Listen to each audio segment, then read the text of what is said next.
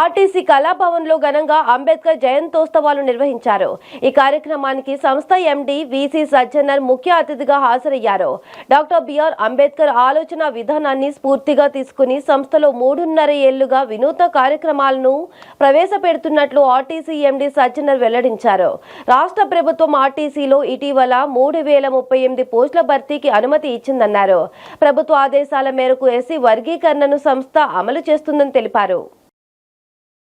మనం ఈరోజు చాలా ఒక పెద్ద కార్యక్రమాన్ని మన టీజీఎస్ఆర్టీసీ ఫ్యామిలీ మెంబర్స్ మధ్యలో చేయడం జరిగింది. సో అదేవిధంగా ఆయన స్ఫూర్తిగా తీసుకుని ఈరోజు టీజీఎస్ఆర్టీసీ అనేక సంస్థల్ని తీసుకోవడానికి రిజర్వేషన్స్ కావచ్చు, మన రూల్ ఆఫ్ రిజర్వేషన్ ప్రమోషన్ పాటించడం కావచ్చు, అదేవిధంగా ఇప్పుడు జరగబోయే నియామకాలను కూడా మనం చాలా అదేవిధంగా మనం ఈరోజు గత 3.5 సంవత్సరాల నుంచి బిఆర్ అంబేద్కర్ గారిని స్ఫూర్తిగా తీసుకుని అనేక రిఫార్మ్స్ తీసుకొచ్చి ఈరోజు ఒక ప్రగతి పాఠంలో మన టీజీఎస్ఆర్టీసీ ఉందని చెప్పడం నాకు చాలా సంతోషంగా గౌరవం కూడా ఉంది. ఎందుకంటే మన వాళ్ళందరూ కూడా మన సిబ్బంది అందరూ కూడా బాగా కష్టపడుతున్నారు. వాళ్ళ కృషి వల్లనే ఈరోజు సంస్థ బాగా అభివృద్ధి చెందింది చెప్పడం నాకు చాలా సంతోషం ఉంది.